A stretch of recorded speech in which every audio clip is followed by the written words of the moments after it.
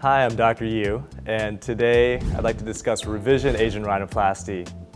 Lynn is a very pretty patient who came to me seeking a revision because she had had surgery about 2 years ago with a very well-known surgeon who's an excellent rhinoplasty surgeon, but someone who does not specialize in Asian rhinoplasty. So I got my first rhinoplasty around 3 years ago, and I wasn't really happy with the result. I kind of wanted a revision where I have a little more higher bridge and a little more definition.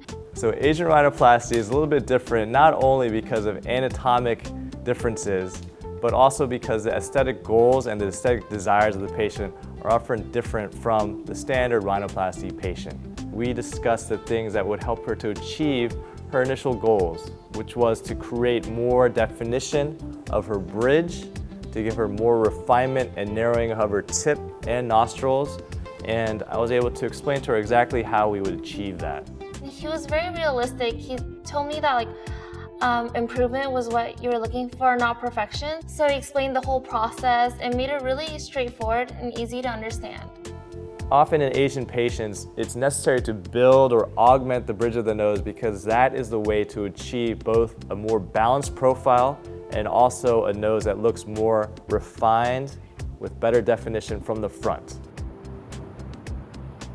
In most cases, the nose can be improved, especially when seeking out a rhinoplasty specialist. The nose can be reshaped and changes can be made to enhance it in ways that will make the nose look prettier and more attractive and enhance the attractiveness of the patient overall, but it can never be made to be perfect. And so the best candidates for rhinoplasty are those candidates who have realistic expectations and are looking for improvement, not perfection. For Lynn, I recommended using cartilage that was stronger, straighter, and more abundant, and thus I recommended using cartilage from a 2-centimeter incision on her right rib. So the incision hides very, very nicely below the breast crease on the right side. It's a small incision that ends up as a thin line, and through that incision I'm able to take some of the rib cartilage from the 6th rib and use that to create grafts that will support the cartilage that's already inside her nose. That way her nose would be able to be projected, lengthened, and also refined a significant amount.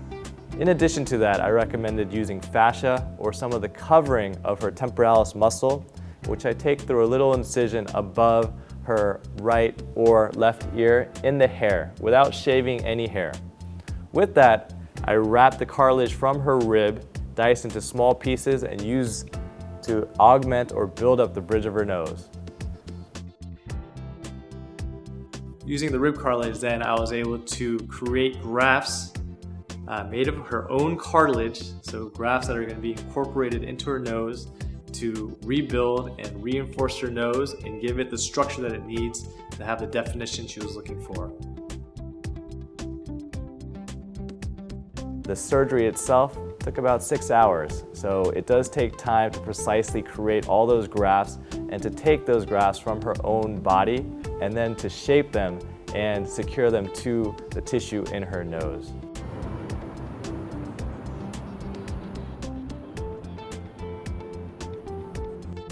She underwent surgery, which went fantastic, about 3.5 months ago, and she's been recovering beautifully. I'm 3.5 months post-surgery, and I really like my results. My bridge is a lot higher and the tip is a lot more refined, and he told me that the swelling would go down even more after a few months. So I'm really excited to see how it looks like then.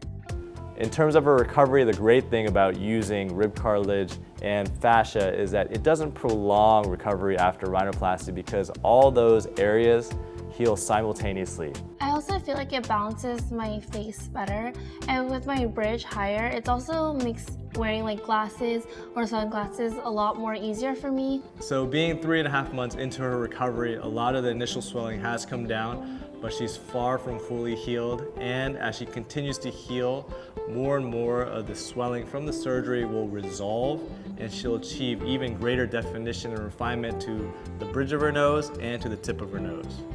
I think when choosing a revision rhinoplasty surgeon, it's difficult because after having gone through one surgery and not achieving the results that you want, as a patient, you're hesitant to entrust your nose and your beauty and your face to another surgeon. And so it is important to do your research and make sure that your surgeon is experienced and technically capable of creating the nose that you want, but also to meet with them in person to make sure that you're on the same page in terms of expectations.